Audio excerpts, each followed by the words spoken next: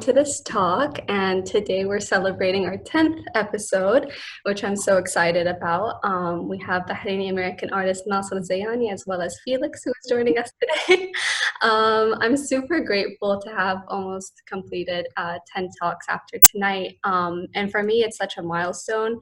And I just wanted to say that I appreciate everyone for their kind words that I've been receiving and the endless amount of support from those that are here and beyond. This is truly a platform for artists, from one artist to another, and to also be surrounded by a community and to be able to have these conversations with each other, and inshallah to have them in person soon. It's definitely a place to inspire, and speaking from experience, to be inspired as well by everyone that has been on. So I just want to thank everyone, and inshallah with that the series will continue. So as usual, today there will be a presentation of the artist's practice followed by a Q&A. And we have a special segment at 8, which is going to be a listening party of one of Nasser's sound pieces that he will speak about in his talk. And it's 13 minutes long, and that's what we're going to end with today. And to give a bit of a background of Nasser, he is a Bahraini-American artist practicing in Abu Dhabi. His practice expresses an obsessive documentation of time and place through drawings and writings, as well as found and cast objects. Incorporating themes of both factual and fictional archaeology, his most recent works explore lost landscapes and their preservation through memory. He has an MFA in glass from the Rhode Island School of Design and is a graduate of the American University of Sharjah with a degree in architecture. He is also an alumni of the SAFE program, which he currently is a studio manager for the program, and that's how I got to know him. I really respect and appreciate his way of thinking and the way he approaches his work and others as well, as I've been on the receiving end of that. I'm very interested with his fascination with natural materials as well. There are themes of absence and presence, parts versus whole, and deconstructing and reconstructing, and that constant cycle of that. And if I may even say reappropriating, readjusting, or readapting with the iterations of this project that he'll be talking about today. Sand, place, remnants, artifacts, what remains when these are gone? What can you attempt to preserve? Memories only live on through us, passed on in different ways through physical manifestations. This great question is, how can one attempt to preserve something like that? And these are just a few things and questions that he'll be speaking about today. So without further ado, if you'd like to share your screen, just want to say thank you for being a part of this and giving your time to us today. Thank you, Sarah, for the wonderful introduction, and I hope I can say words that are just as good in this presentation, over 30 minutes. Can everyone hear and see? Cool. So I wanted to begin this talk by showing this image, which is, I guess I won't say the final, but the most recent iteration of this project that I've been working on for almost 5 years now. It began when I was the SEAF Fellow, so in 2016. But it's one that I think really started a lot earlier than that. And I want to take you through, the many iterations and interpretations of what really originally began with a memory. It's a memory of a place that doesn't exist anymore. But it's one that I've experienced, or I think I've experienced within my lifetime when I was a child, growing up in Bahrain, and it is of me going and visiting this natural spring in Bahrain, in Arabic called Ain Adari. In this map on the right is a zoomed view of this map from 1937 that shows all of this like green farmland. So she's eating everything. But so in this map, I don't know if you can see my cursor, I don't think, but the location is quite close to where my parents live now. And the fascination really started because I was unsure whether this memory was real or not. when I first started thinking about it, it was very vivid in my mind that I had been there and I had had this experience of either just going to the place or swimming, but no one could really confirm this story. Another aspect for why this is important or significant is how important this place is to Bahrain in general, both historically and contemporarily, I think. These are images from the 50s and 60s when this natural spring was maybe at its peak. You can see it's full of water, the scenery and the landscape is quite lush and green. But very quickly afterwards, things started to decline for a number of reasons. The population of Bahrain was growing and they were relying on these springs historically for millennia as a source for life, really. They drank from the waters, they watered their crop from it. And it also was a place where people gathered, and so it was a really social environment. And in the top right, this historical image from the 50s where you see all these people at the spring swimming. And in the top left is a photo from the year 2000, and you can see how much the water has dropped. And it's quite dirty, and I think and another of the reasons why the spring declined, and many springs have declined, is the destabilization of the water table due to poor drilling practices when extracting oil. And so this historical and significant place really was the victim of modernization. In the bottom right is a photo of the spring as it is now, and the bottom left is an image that I captured myself when I visited. And the entire spring has been reconstructed as this artificial pool. And as I began this research, I found a lot of fascinating material, some of which is archival imagery that I found online, and reached out to this person who was the boy on the left. He's an old man now, but he grew up in Bahrain and was generous enough to share these photographs with me. And seeing all these images of the past really,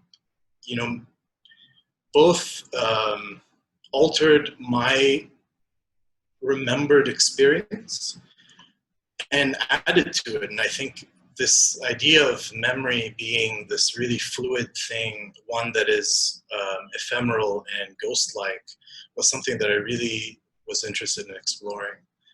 These collages that I made used those images that I'd found, used image transfer to create this kind of ghostly apparition or reflection of water, superimposed by these graphs that I'd sourced from geological studies of the springs in the 80s, or in the 90s and 2000s.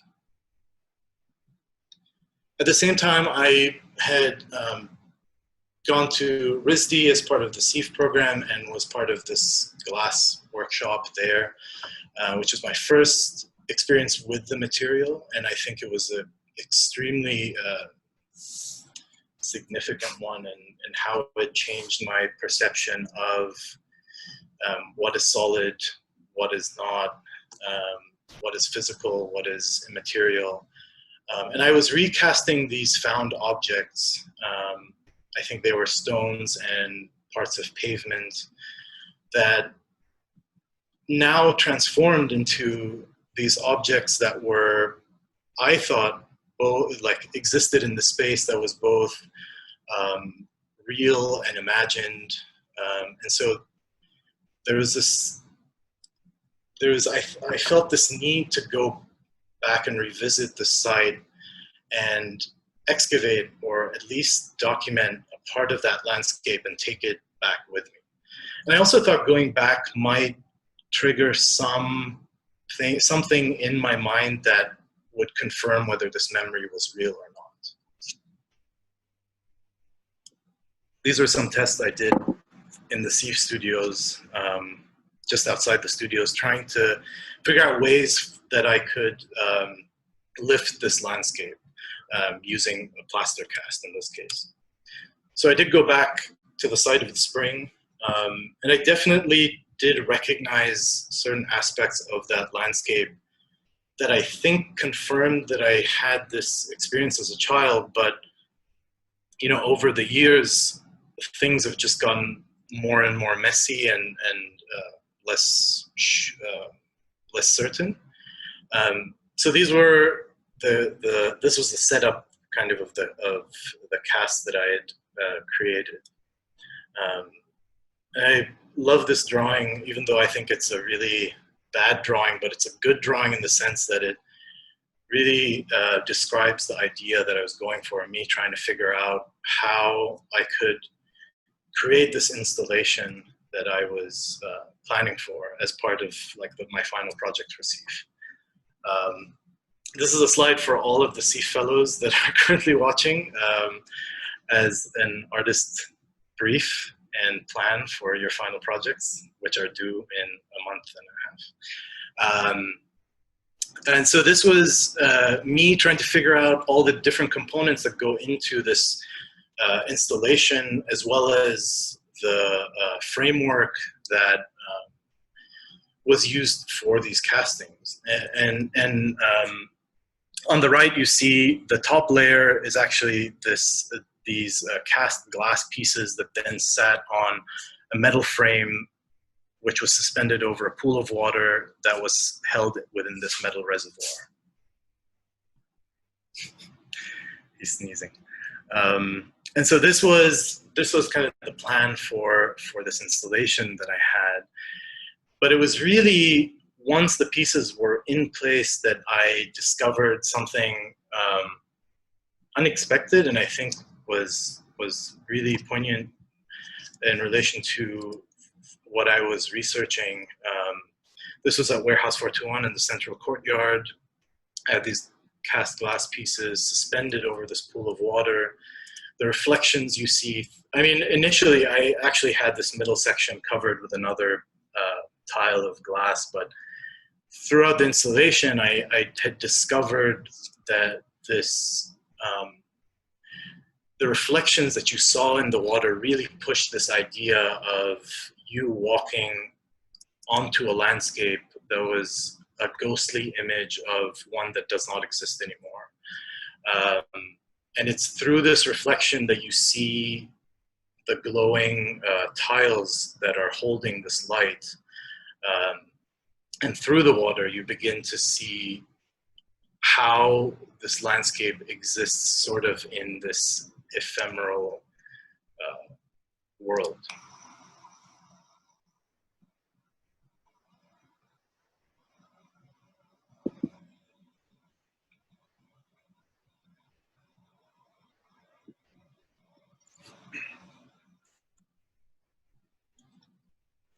Probably the most interesting part of that installation was something that I came across unexpectedly through my research. And I wanted to find a way to tell this story that could complement the material studies and gestures that I was exploring. And I found almost like an endless list of, you know, books and geological studies and songs and interviews that people had done in relation to this one site. This is an image of Shirley Bassey, who is famous for singing the song Diamonds Are Forever for, I can't remember the James Bond film, but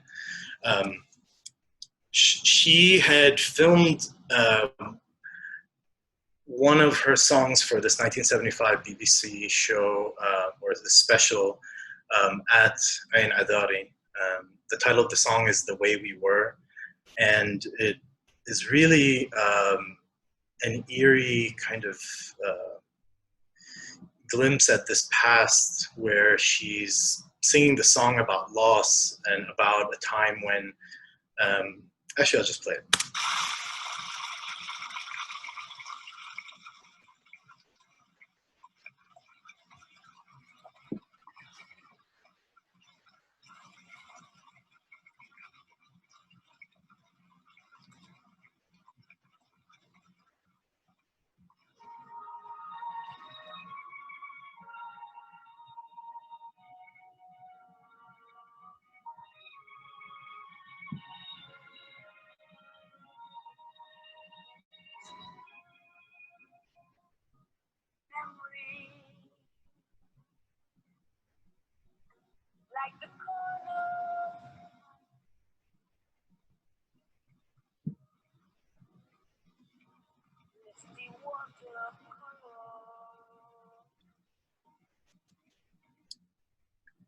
So in one of the first lines, she mentions misty water-colored memories. And so there's several layers of, almost coincidence in her singing this song about loss at the spring, which in 30 years would be completely dry.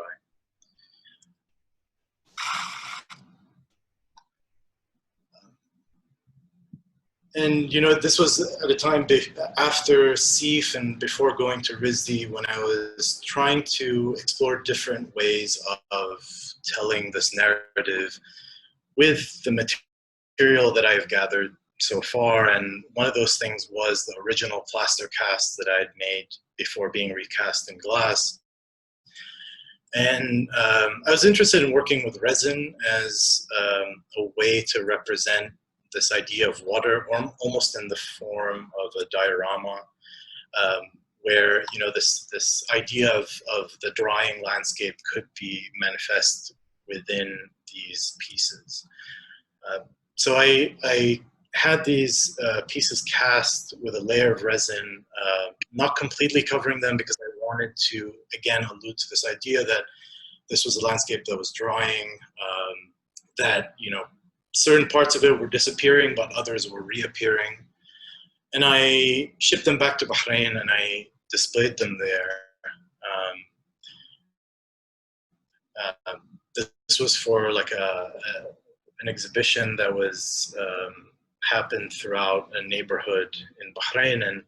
And of course, like as soon as I install them there, it starts to rain, and then the landscape itself almost becomes this kind of macro representation of these pieces. When I went to RISD for my MFA in RISD Glass, one of the few books that I took with me was this book of poetry by Bahraini poet Ali Abdullah Khalifa, in which he has this poem about Adari. And the first two lines I'll read in Arabic and translate. أداري لمتى تسقين ذاك النخل البعيد عطاشا ننتخي يمك ونرفع صوتنا ونعيد. Which roughly translates to, Adari, how long will you water those distant palms? We wilt next to you and raise our voices and repeat. And so these two lines of the poem were actually incorporated into a song by Hamad Yusuf al-Jumeiri that is titled Adari Wain al-Mai. And in this song, which is also in the audio piece you'll hear later, it describes the suffering and the sense of loss that the people had when the spring began to dry, specifically farmers. And so this song also had these political undertones, because this phrase, which is the title of these pieces, watering the distant, deserting the near, is again in Arabic, تسقي البعيد وتخلي الجريب, is I'm gonna quote from Nalida Fukaro, who is a professor of Gulf Studies at NYU in Abu Dhabi. This was a phrase originally used in reference to Ain Adari. It is a phrase used by Bahrainis when referring to individuals who neglected their families for strangers. So there's this real sense of, almost not appreciating what you have and taking things for granted. And I think that really is so relevant to the entire history of this place. And so I really wanted to document this song as a record of time and place and destruction and drying. And I wanted the method of this documentation, or this retelling of the story through this object, to also almost mimic this idea that this memory and experience of this place, as it begins to fade from memory, it is also fading in this object. And I've always been interested in archaeology, and growing up and going on field trips to museums of Bahrain and seeing cuneiform tablets and all of this history that we use to tell the story of us and sort of break down who we are was, I think, the only way that I could tell this or retell this story. And so I had created these sand casts, sand because that is what's left on the site now. It refers to dryness and refers to that process. And I wanted these sand tablets to, like you see, they're eroding continuously, and they hold the lyrics to the song. But as they age, the song also disappears.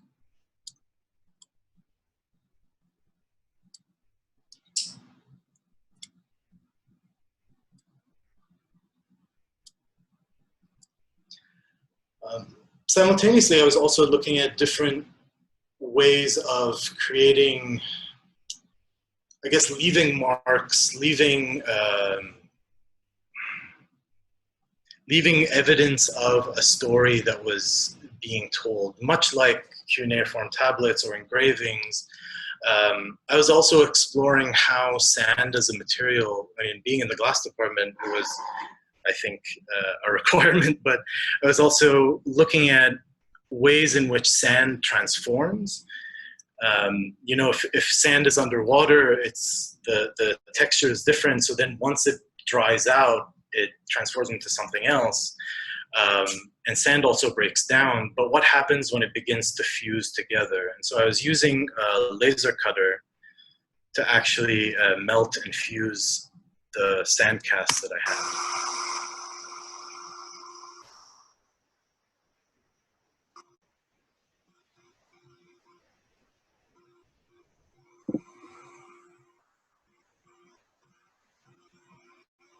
It's really bright and really hot, so you can see what it's doing even to the air inside the laser cutter. And once it's taken out, you really begin to see this kind of molten surface as the sand melts and fuses together, almost like lava. Under a microscope, you can see a lot closer this crystalline structure. But again, this was an extremely fragile material, even if it was glass and more solid than the sand particles around it. But going back to this idea of the ruin or the remnant, and I remember a story from when I was an undergrad told by one of my professors, J. Randall, about the discovery of how the Greeks had constructed their temples, or how they had created the plans for the construction of their temples. And I actually went on like a 4-hour Google search today to try and re-find what the actual temple was. But it was the Temple of Apollo in Didyma, which is, I think, present-day Turkey. But it's these archaeologists had found that found out how the Greeks built their temples, or how they constructed drawings prior to building them, because they had actually engraved them onto the walls of the actual temples. And you don't see this in most ruins, because they would polish over them at the end to have this clean and shiny new temple. But what this archaeologist had stumbled upon was the ruins of a construction site. And so this had not been smoothed over or polished yet. And so I was really fascinated with this idea of the actual ruin itself, or the structure itself, telling the story and the history of this place. And so what would it be like if that structure by the spring of Adari had this information on it? And so I constructed this freestanding structure of sand and used this laser to engrave this plan and section drawing that I had pulled from like one of the geological surveys that I'd found. But again, the fragility of the material, even the laser fused parts, Siri, the laser fused parts, through its construction, began to fall apart and disintegrate.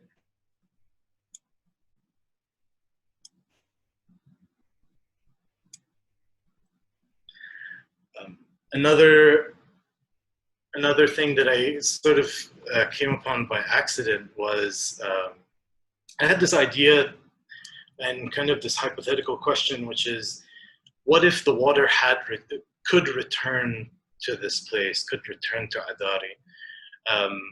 Would the land even accept it, having changed so drastically? So I actually put some of the casts into a small container of water and left them overnight, extracted them the next morning and allowed them to dry. And what I found was through this act of drying, the composition of the sand as it probably changed with its interaction through water, dried to leave these salt crystals. And if we go back to this diagram, this measures the levels of salinity in the spring of Adari throughout the years. As you can see, there's a huge spike at some point where the destabilization of this water table caused this catastrophic mixing. And so this was the idea of adding salt into the wounds was one that I was thinking about, and salt becoming this destroyer when in reality we use salt to preserve things. So at this point I was thinking, what happens next to the lifespan of these pieces? They're so fragile when I, even through them sitting on a table, they're losing all of this information and these pieces of themselves. So how would I be able to save it and preserve it? And I had an archaeologist come into my studio and I asked those questions. One of the first things they said was, if this was found in the ground, because of how fragile it is, they would probably not even touch it and bring in all these cameras. Bring in all these cameras to document them in as pristine a state as possible. And so I had used resources at RISD and 3D scanned some of these pieces. And in traveling from my studio to the place where the 3D scanner lived, all of this information was being lost. So it was almost like a rush and to try and save things. And then something that came out accidentally within this process was this 3D scanner, trying to map the textures of the original tablet. But in this case, the way that it was rendered made it seem like it was wet, or that there was some water on its surface. And I thought that was a really amazing accident, and one that an archaeologist would probably discard completely. So there's, I think, a real sort of value in being a pretend archaeologist, because I can sort of get away with things that real archaeologists may not. And finally, this is the most recent, going back to the most recent iteration of this project, which I did for MassMoCA, which is the Massachusetts Museum of Contemporary Art. And they had asked me to recreate this piece, or they asked to show this piece. And part of them asking me that meant that I had to recreate it. I think what's really fascinating about this process of recreation is that it also is reliant on memory. I've created them I had created these tablets a couple of times before, but every time I do, they change somewhat because I'm learning from my experience of casting, of setting this up, of mixing sand with the chemical binder, of, adjusting sizes, of almost, retelling a story because I've had more experiences in both, the actual content that goes on the tablet, but also the making. And so, when it came to the point when we had almost finished install and we were placing these pieces on the ground, and I really make sure that these pieces exist on the ground, because I think it's a very I think it's a poetic parallel in the sense that most excavation is objects that come from the ground. So I want your experience of these tablets to be one where you're looking down at them almost as if they've just been uncovered. But then we encountered this problem of the wooden floor being too close to the color of the tablets, and so we wanted to accentuate them and add contrast, and so I think as a way of working through this problem, we both took out our phones and were on Google for 20 minutes trying to figure out different ways of showing this. And I was looking up archaeological digs and how artifacts would be laid out at a dig, and we found that in a lot of cases a tarp was laid out because it was waterproof and would prevent that kind of damage from the soil.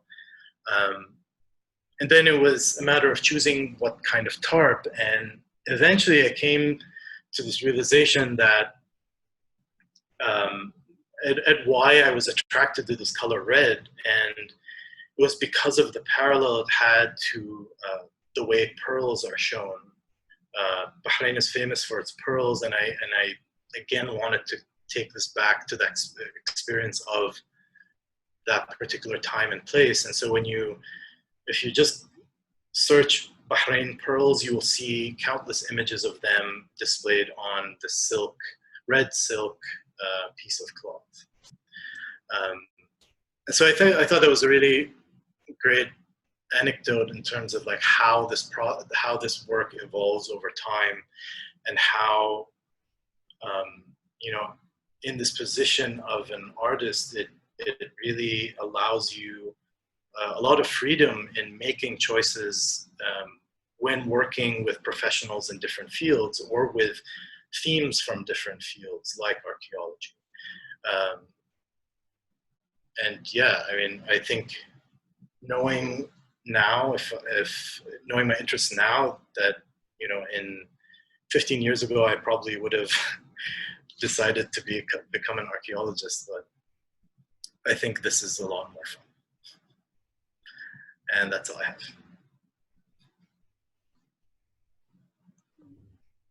Thank you so much, Nasser, for your time and sharing your practice with us. I think it's also really refreshing sometimes to see an approach that is quite it's many iterations of a project, and to show that this research is ongoing and how can it manifest in many different environments and many different situations. I really appreciate that.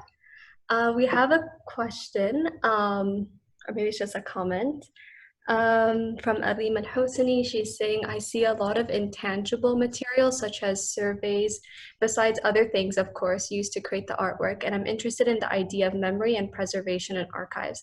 As someone who is just starting to center my project around archives or an existent narrative, what advice or tips can you offer? I want to make artwork that is more than just documentary. Good question.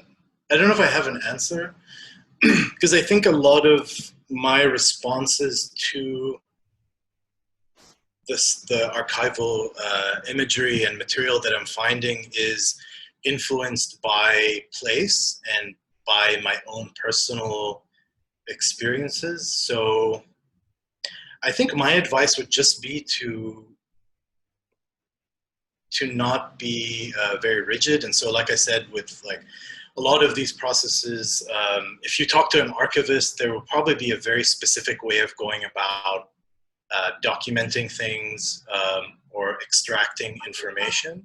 Whereas I think it's a lot more freeing if you go in as a non-professional and bring in your own ideas, and also talk to but also engage and talk to people who are professionals in that field. And because I, at least from my experience, is that they're very willing and excited to work with artists. I think it's also interesting, also the way that you include this fact versus fiction, or this imaginary otherness into your work, so it's not as rigid as you were talking about. And going off of that, like you mentioned being like a pretend archaeologist, and with our previous conversations, this idea of contemporary archaeology came up. So I'm just wondering, like, is that something that you think about when creating work? Is it relevant to your practice now? How would you define that? Yeah. Well, I think it's a lot of different. There are a lot of different ideas that come together to form this idea of like contemporary archaeology. One of them is the fact that we give a certain respect and weight to the artifact. So it's in every single museum, and once it's in a glass display case, it automatically becomes official, or like, this is who we are. And so when you're working with those themes and those methods of display, it allows you to tell different narratives. It might be one that is, a perspective that is different to ones that we're used to, where, the practice of archaeology is a Western construct. And so how do we begin to tell our own stories from our own perspective is one that I think is really important. If anyone also has questions, feel free to unmute yourself if you feel comfortable to, and ask it, just to have a conversation. Hi, Tima. Hi, Nasser, I have a question. Well, maybe not question, maybe a wondering that I'm curious what you would respond to. I've seen this work, in 2006 when you kind of started working on this, and it's so great to see it still, having a ripple effect, and you're still working on it. I guess I'm curious about if you ever see your work as finished, or does it feel like it's always work in progress? Because this is something I have with my own practice. I never feel like I have something that's finished. It always feels like it's just gonna keep going, and you can never leave it. It kind of creeps into your practice. So just curious about this particular work. Like, how do you see it? Do you see these iterations as separate things, or do you see it as one body of work? Or I definitely don't think it's ever going to be finished, because this place is probably going to at least even the memory of this place is going to outlive me. But it also exists in an infinite number of iterations and experiences through other people. So every work that I've made within the research or this framework of this project has been my personal response. In some cases, I would say throughout, I've been going back to and extracting information and experiences from other people, but in the end, it's me framing what this place is, what it means to me, and what I think it means to a lot of other Bahrainis or people who have experienced it. But yeah, I don't think it ever really is finished, and I think it comes in and out of my practice and my thinking because I deal with a lot of archaeological or artifact themes of artifact and archaeology, and so it definitely does weave in and out.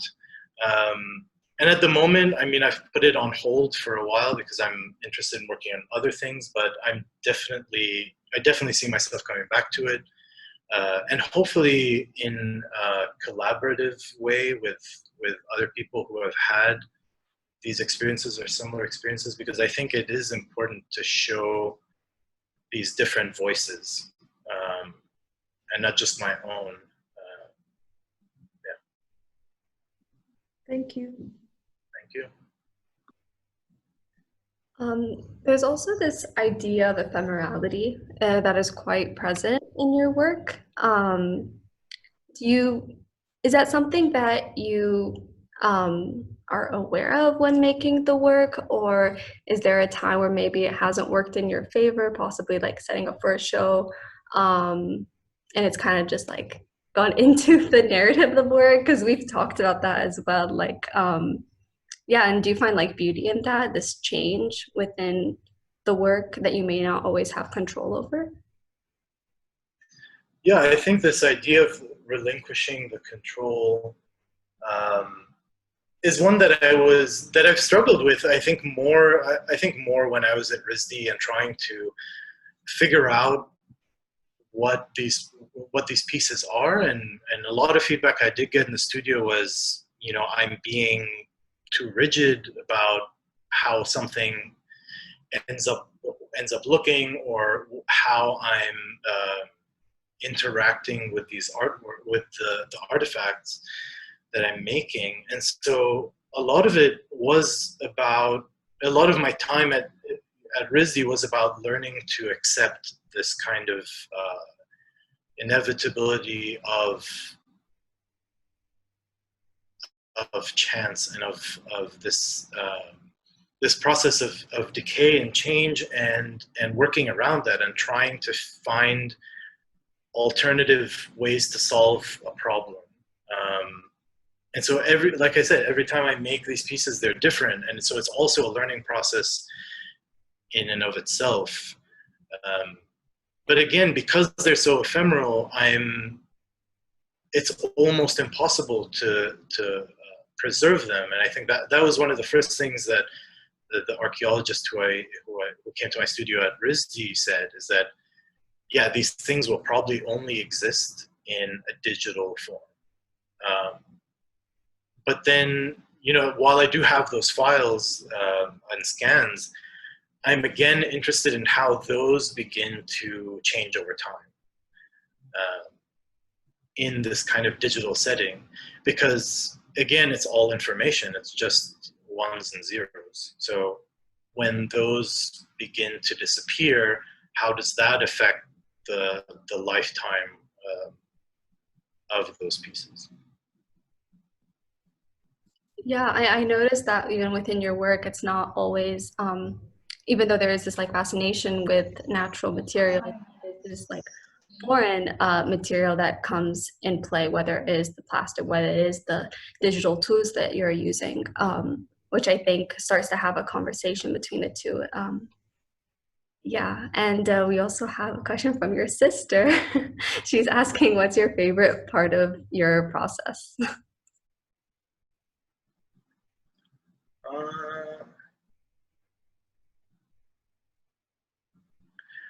I think it might be this, or at least the process of remembering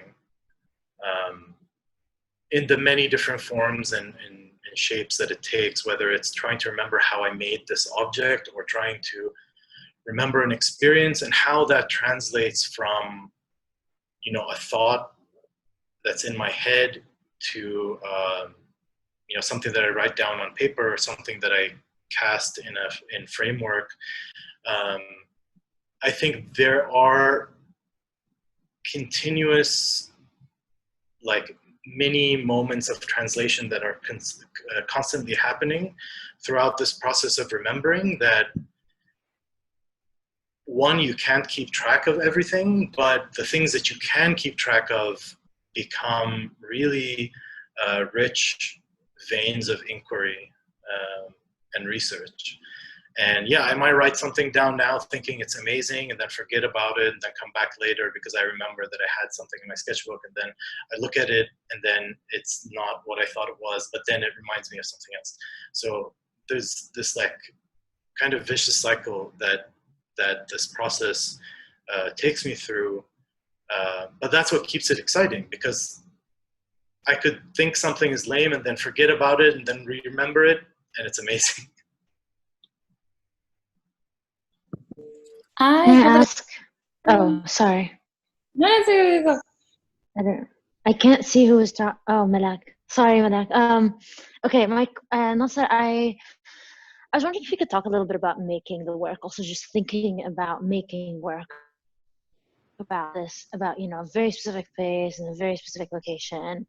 Well, not in that location. I know parts of this work happened in Bahrain, but kind of if it happened in Providence, some of it happened in North Adams, and I'm wondering about how that, how you see that affecting the reader of the piece, if it affects specific formal decisions that you make, things like that.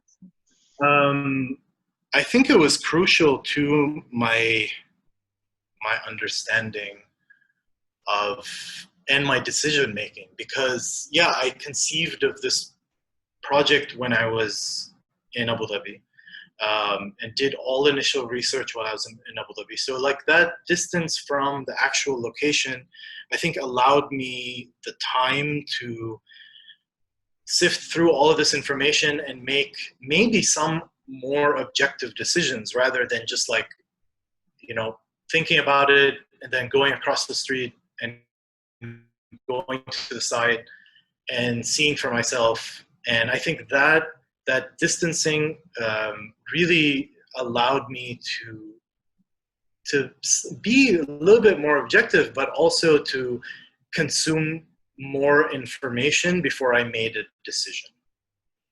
I mean, similar to like the conception of the project, when I was at RISD and I was thinking about this place, I had limited resources in terms of like my immediate experience, but then I also found all of this other material that I didn't have access to because now I had access to libraries at Brown. And so that gave me a whole other perspective of this place that I wouldn't have gotten if I was there, or might not have gotten. I'm not going to say wouldn't have. But then it was this idea of like working with sand. And I think, part of it came out of, the chance that like I was in the glass department and we used this method of casting to make molds for glass. And there was like a moment when I saw this happening and I thought, this is perfect because this distance allows me to remember that thing. You know what I mean? Yeah, like the clarity in distance basically is kind of what you're talking about. Thanks. One second. I'm sorry, I interrupted Malak earlier, so maybe you want to go. No, I was just gonna ask, like, I know you talked a lot about the idea of documenting something. There is I feel like there's a huge shift, because first it was more of the outcome was very like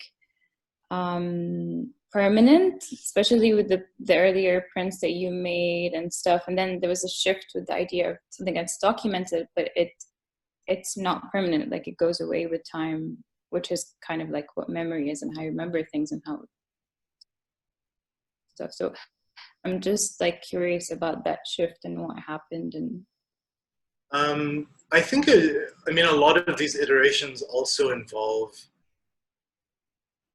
at the same time I'm working on other projects and researching different things, and I think those that research also finds its way into this this larger project. And so at the time when I was making these sand tablets, I was very interested in, I was exploring artifacts a lot more, whereas in the initial iterations I wasn't.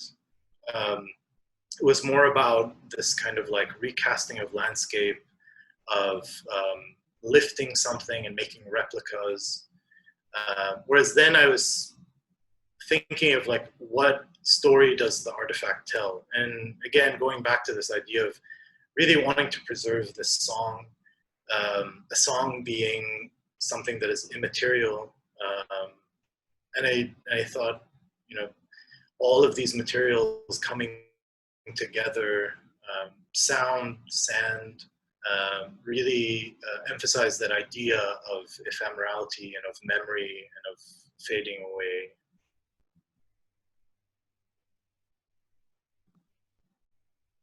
I have a kind of a follow-up question that's, I think, tied to what Malik was asking.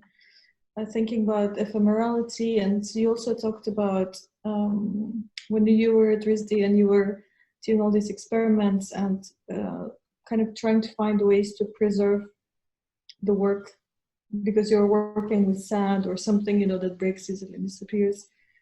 But this desire to preserve them and to keep them rather than let them perish, I was curious about that.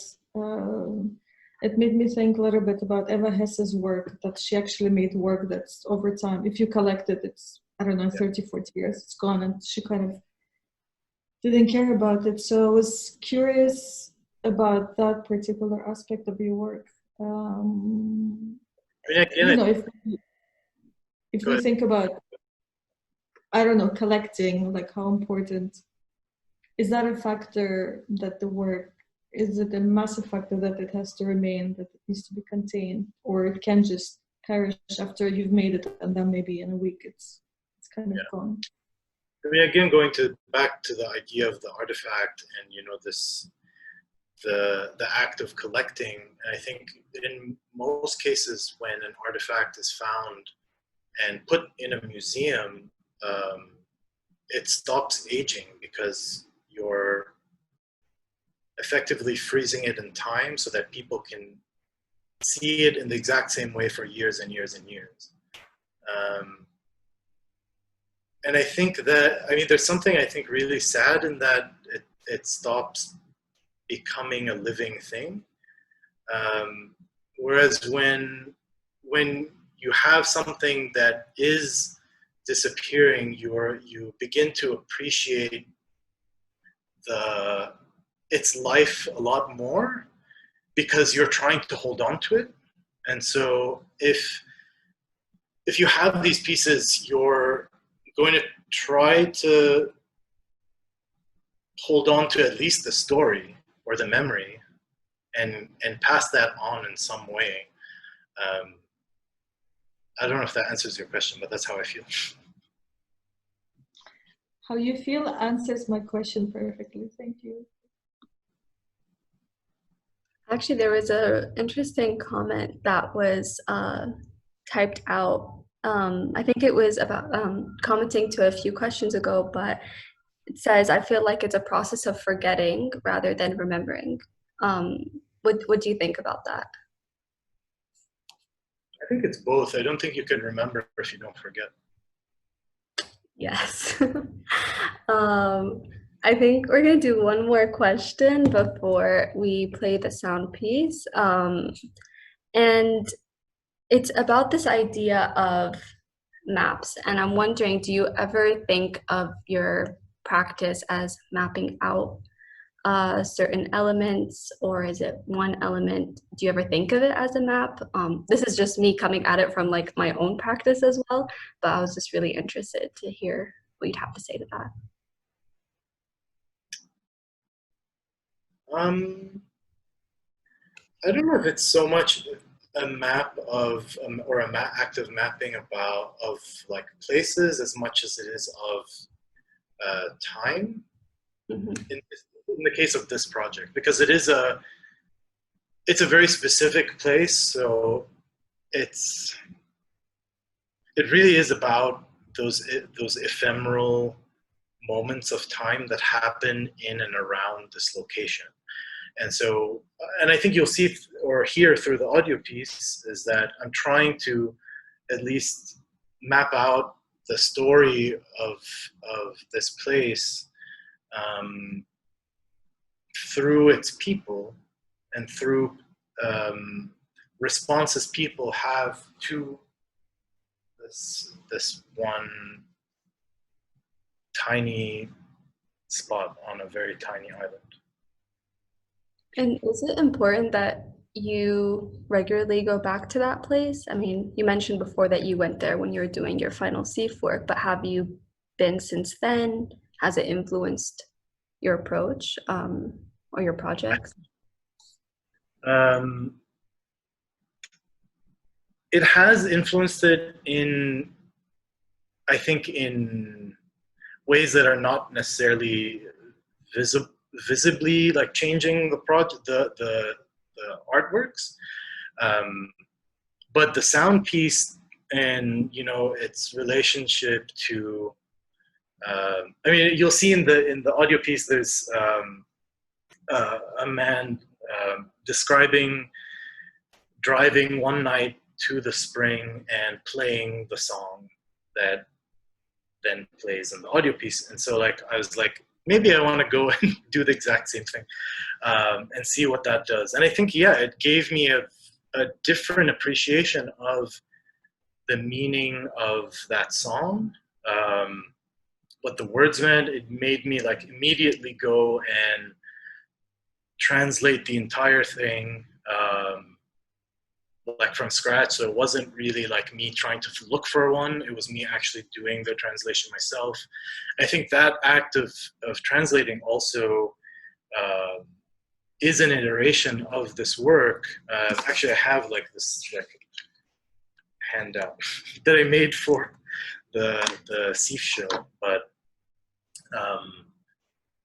yeah, so I think, yeah, revisiting does affect the research, I would say, more than the work. I think a lot of the work is influenced by other things that I'm seeing and I'm interested in at the same time. Like I mentioned, with like the wall piece, like that was influenced by me remembering this one lecture I had in undergrad. And so, yeah, I think a lot of things come together eventually to form something that you see or hear. Can I just ask one very quick question? Yeah. So what is like your underlying curiosity, or what is the thing that keeps you like kind of like obsessed with this sort of? Does that make sense?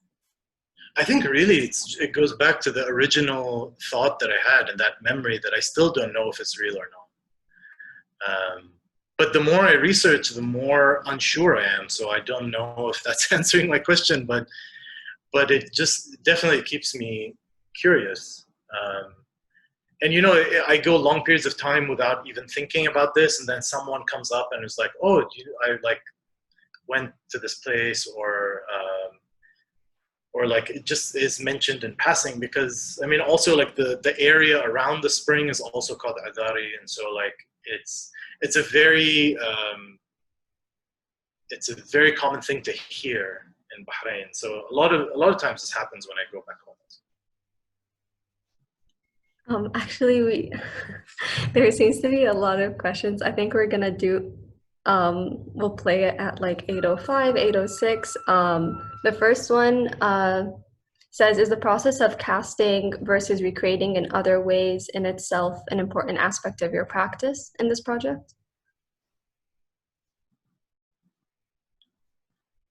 Yes, but again, I think it goes back to this idea that I'm responding, like every iteration is also a response to other things that I'm thinking about or researching at the time. And so like that initial idea of casting the landscape came from that workshop at RISD, because there was a prompt and I went out took a walk and I had this idea to pick up these pieces. And so it's again by chance that this is happening. So it's not really something you can control, but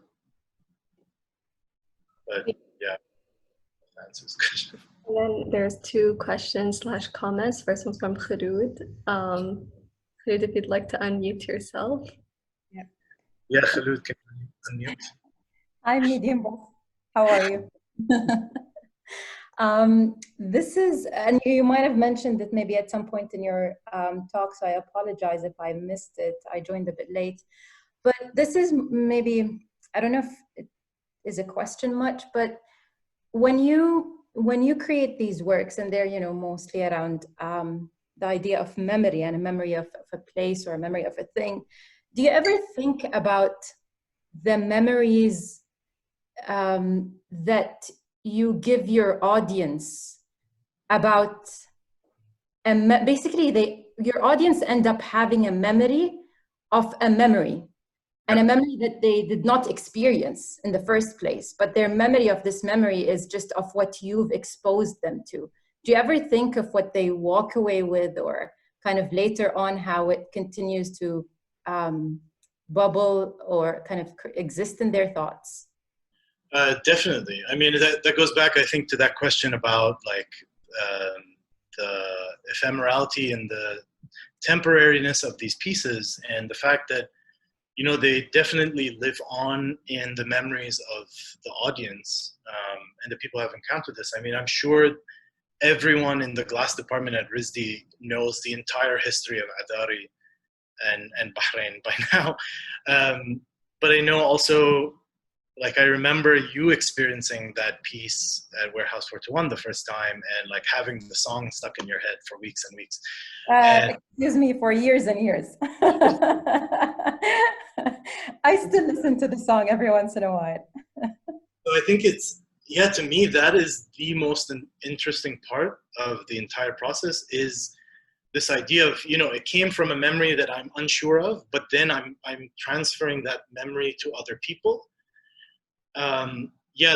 Their memory of it is mediated through this work, but it definitely exists, and it evolves in its own way. And I'm really interested to hear, years later, when people re-encounter the piece or re-encounter the music, how it makes them feel, what exactly do they remember of the place or of the experience.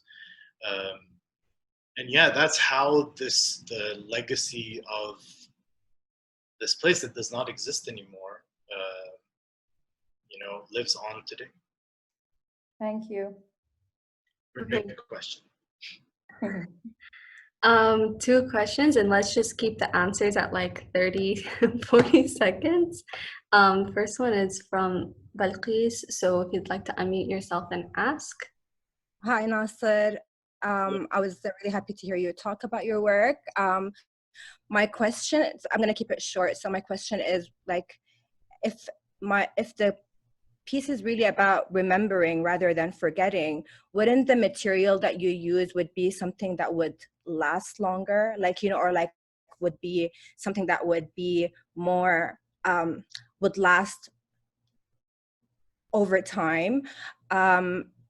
And for me, like I think you captured so well the process of forgetting rather than remembering, because of the choice of material. Like, you're witnessing this disintegration and this erosion, and it's just like you're accepting almost and surrendering to the process of forgetting, that this memory is always going to be a memory that you're unsure of as well. So it's just like a question and a comment at the same time. So thank you.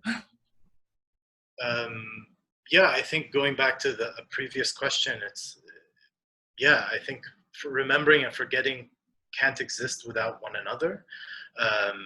I think it's really interesting that almost every word that you can think of that is related to memory begins with the letters R and E. So you're something, because it is something that happened and it is happening again, whether it's in your mind or if It's an experience that is recurring, but there's always an initial experience and then a second experience that is detached somehow. So yeah, you can't have one without the other. And it is as much about forgetting as it is about remembering.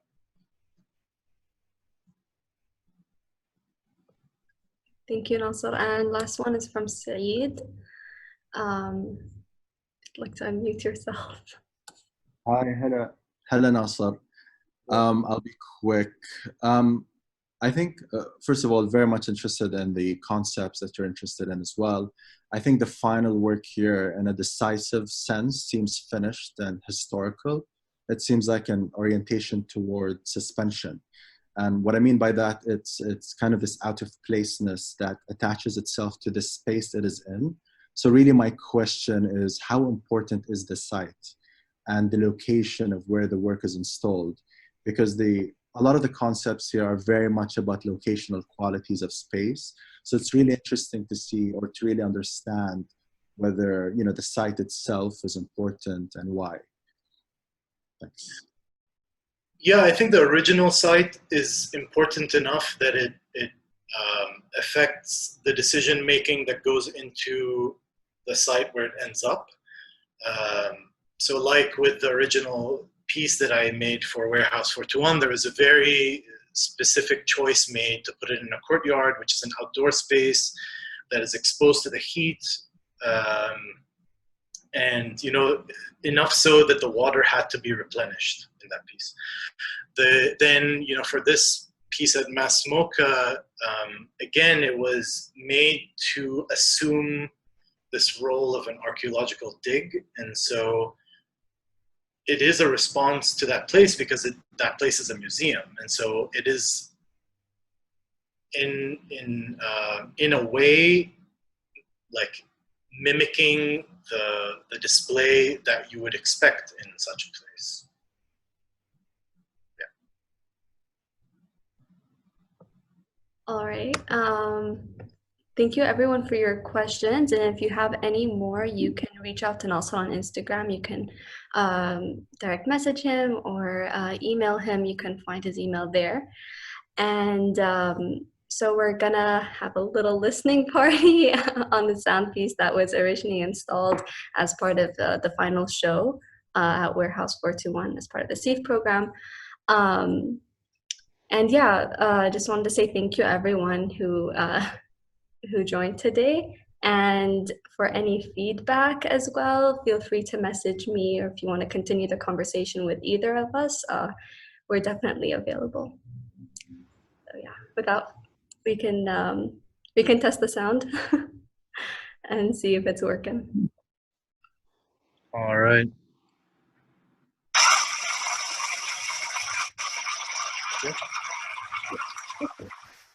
Is it too loud? Okay, we're good. I think. I'm gonna listen to Malak and say it's good, and Khulud. Okay, great. Yeah? Yeah, let's do it. Okay. Actually, I'm gonna lower it because there's a part that's really loud.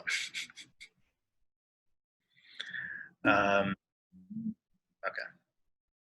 I mean, I guess everyone can just like lower their own volume. What am I saying? Yalla.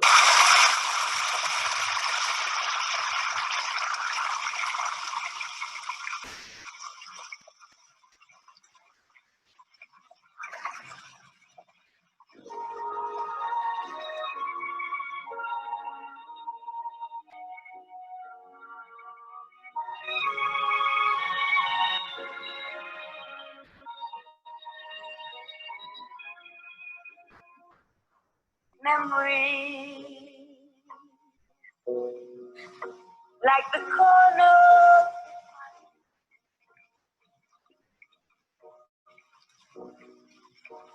misty watercolor,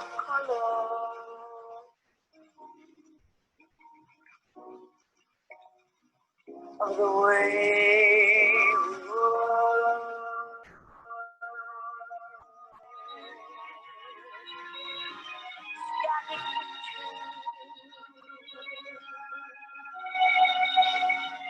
the smiles we left behind. Smiles we gave to one another. The wind.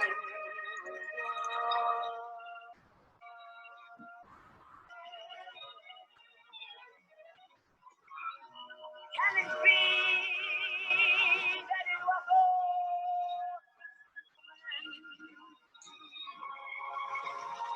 Or has time written every line? If we had the chance to do it all again, tell me what it means.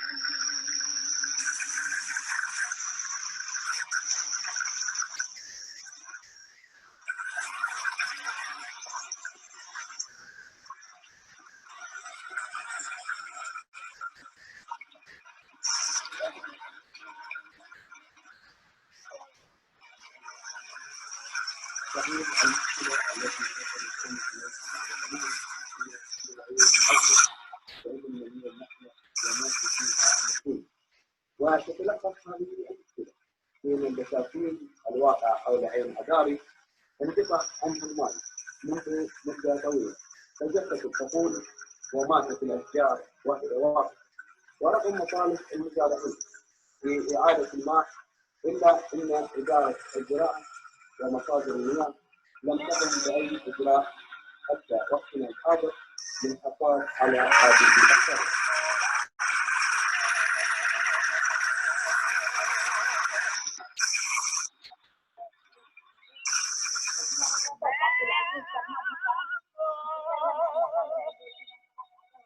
We simply choose to forget.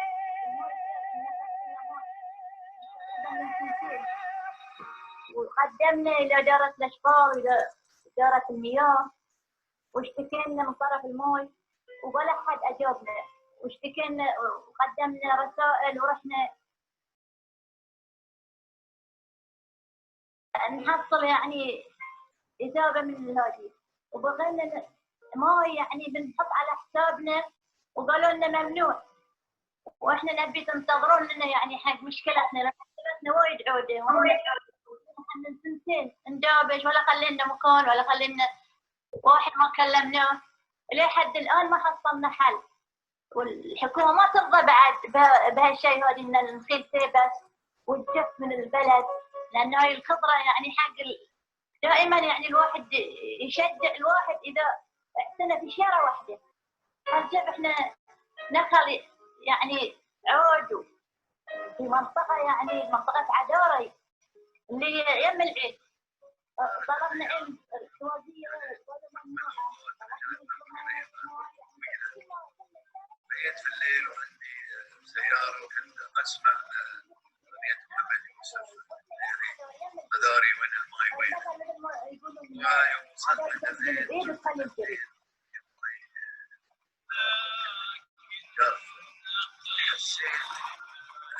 ان شيء عزيز عندي انا احس ان انا لهالدرجه كانت علاقتي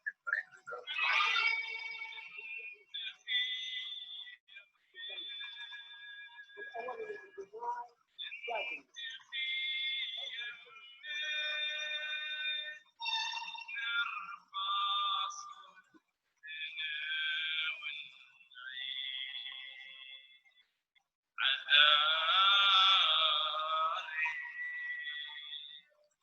عذاري وين الماي وين عذاري وين الماي وين عذاري وين الماي وين عذاري وين الماي وين الماي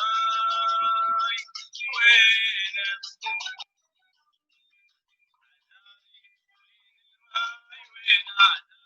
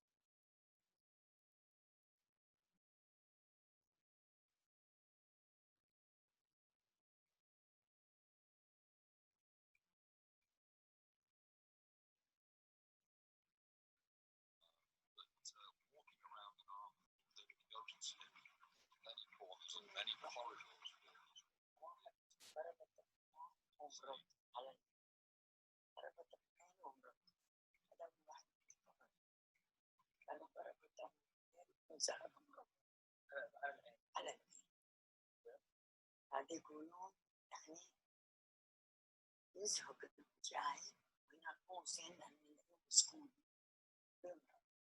وش صار فيه بعدين؟ بنفس اليوم؟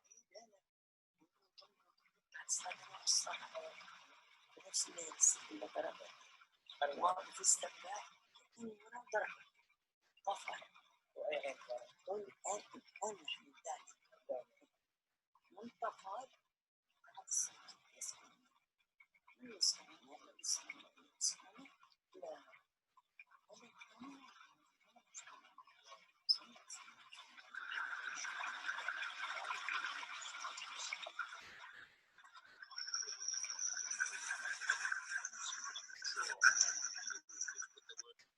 incredible rain storms in Bahrain when it rains. It rains. As kids, we used to run out of it, into it, run around in it, thoroughly enjoy the puddles, the form, and get soaking wet, and never get into trouble because it was that rare. But it did rain very, very heavily one year. I think in the late 50s, 56, 57, 58, something like that. And the next day after the rain, the area kind of around the old race course that sits between Awali and Rifal, going out towards the old golf club, started to blossom and started flowers to grow in the desert, the seeds that have been dormant for I have no idea how long, maybe centuries. But the other thing that started to grow was wheat.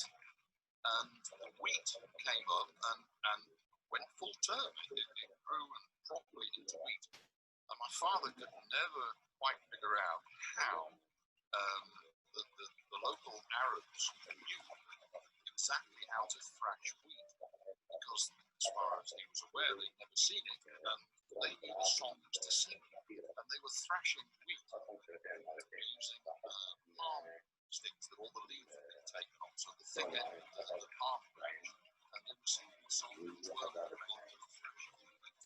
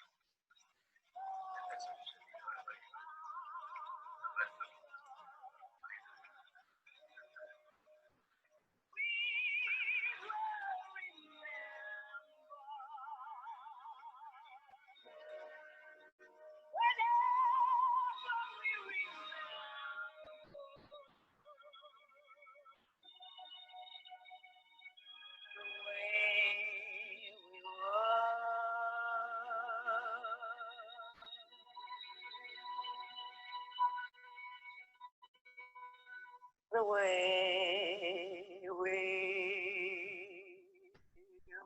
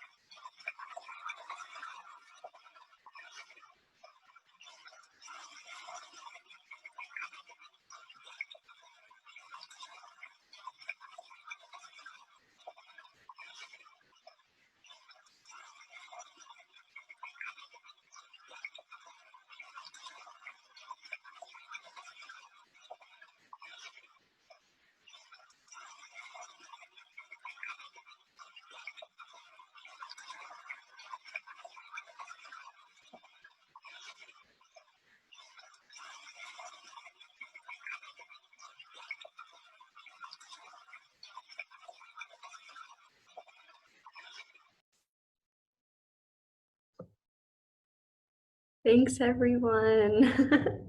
Thank you, Nelson, for sharing the piece. This is like the first time something like this happens on the Artist Talk series. So thanks for suggesting it and sharing it with everyone. Yeah, thank you all for listening, and thank you, Sarah, for setting it up. Yeah, like you said earlier, I'm available on Instagram, or through Instagram you can also find my email on my website, which is not updated, so don't look at it. But yeah, thank you all again, and hope you enjoyed it. Thank you. Just a few things that there won't be a talk next week, but we'll be back on August 10th. So yeah, just wanted to say that. Thank you, everyone. Thank you, Sarah. Thank you, Nasser.